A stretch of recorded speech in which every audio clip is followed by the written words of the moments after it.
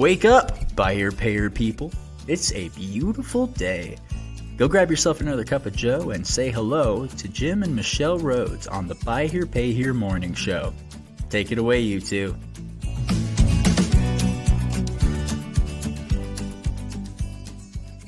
Hey everybody, good morning.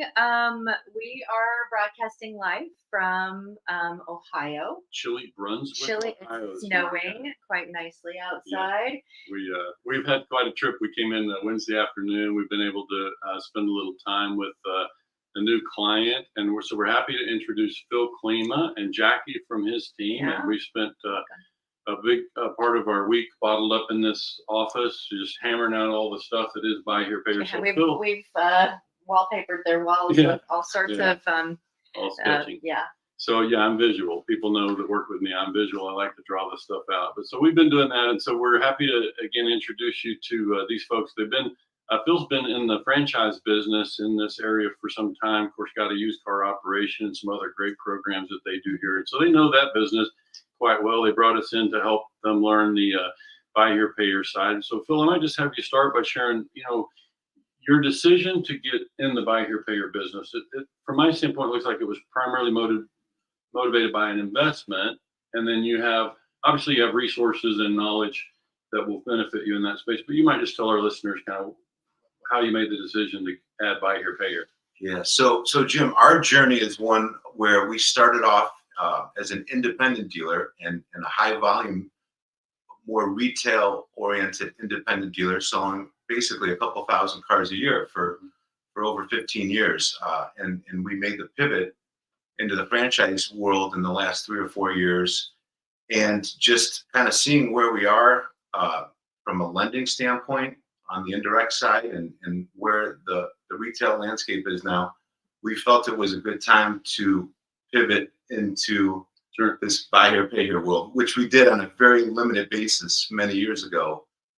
But it's a different game. It's a different time than when we were doing it. Sure. No, I would say that from what I can see about you guys, as we talked about, the landscape is changing with lenders, as you mentioned, like that. Mm-hmm. That is certainly something we've seen with our other dealers out there. So you just made the decision to start providing your own financing, and of course the funding on that is very different.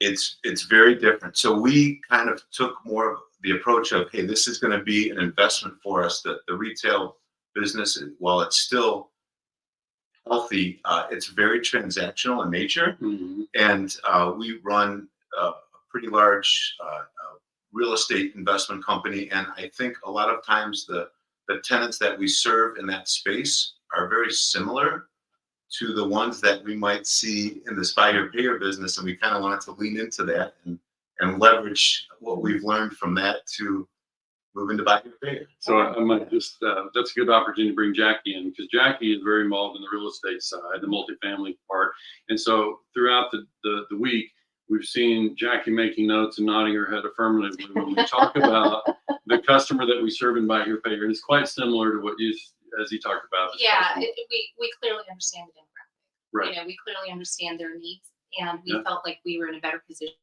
to meet those needs for this type of client, because we understand where they're coming from. Good. And that's definitely going to make for a softer landing for you guys in Buy Here Pay Here, because that is one of the things that when we work with franchise independent folks stepping into Buy Here Pay Here for the first time, if they don't have that exposure, then it's challenging sometimes for them to make the shift. You used the word transactional this morning, because obviously when you're in car sales, that's even though you nurture and support your customer after they buy, it's a very different relationship.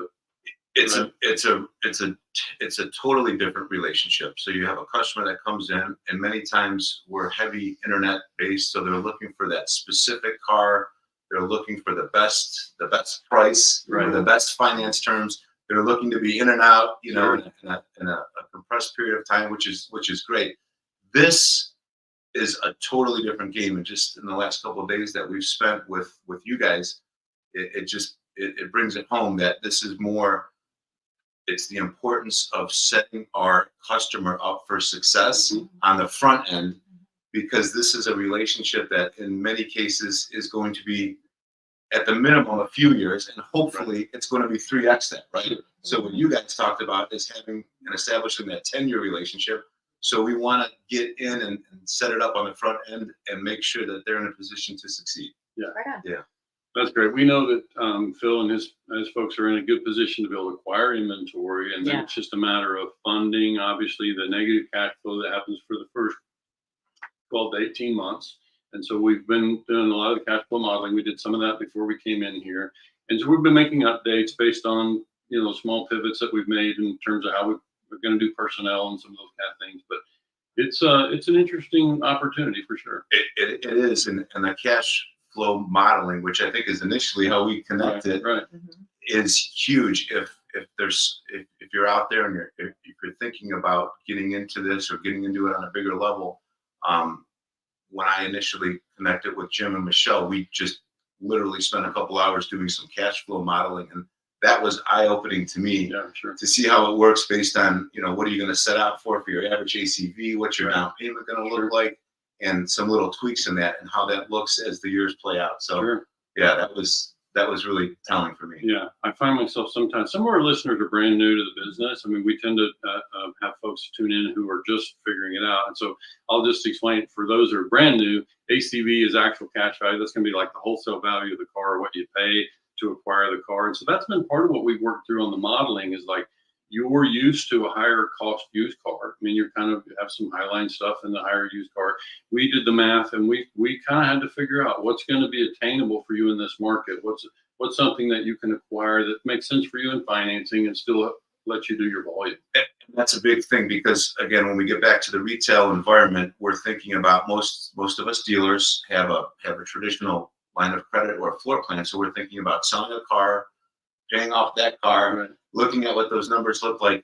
This is different. You really need to see on the front end from a capitalization standpoint, because the money's going to go quick. Right.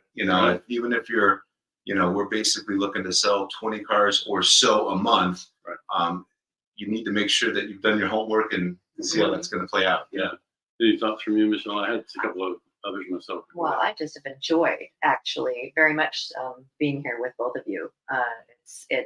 I can see the aha moments as we've been going through, especially the experience that is had in the multifamily space.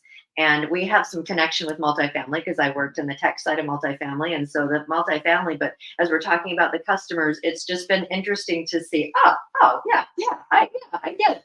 Yeah, same thing. So it's been really beautiful. That pairing of those two, because you already understand. It's been very familiar territory, like when discussing the topics. We're like, the aha moments, like the connecting the dots between the two sectors, but then also just being enlightened with applying different methods of reaching out to this particular type of client.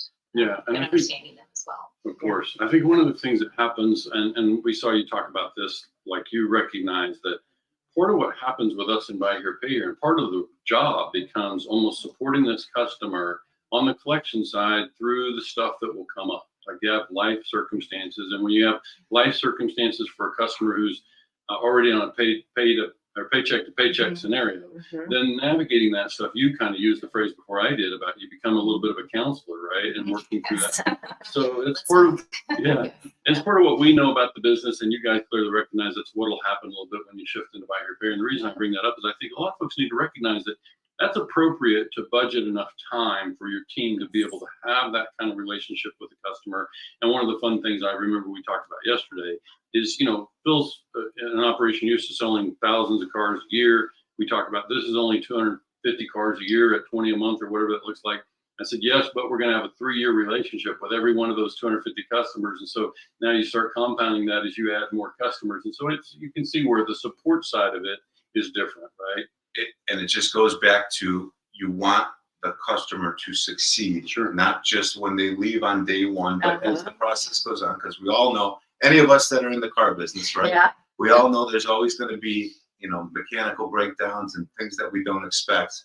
But I think that as long as we have a long-term view and it's going to work out, and we continue that relationship with the customer, and they're going to come back, and they're going to come back again, and they're going to send friends and family, and it's going to be a positive experience. Yeah. I like what you just said. It's also about support. Yeah. It's like, do you have things in place to help support? Because it is that long. It is that long term. And that is the key to success. Like if we don't have support solutions, a high percentage of customers will face hiccups. It's either going to be the car or it's going to be something in their personal life.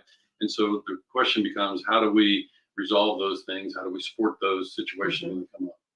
Yep, exactly. It's similar to going back to real estate. We always want the tenant to succeed. We want them to stay. Sometimes, you know, is there going to be a little delay in the rent payment? Of course, it doesn't matter. We want them to stay. You work with them. And I think that carries into the buy here, pay here business.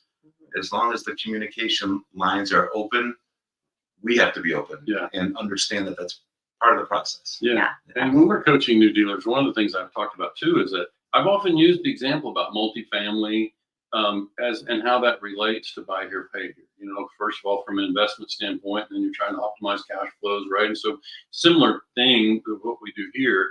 And I heard you say that one of the most expensive things you have on your P&L in multifamily is the turnover.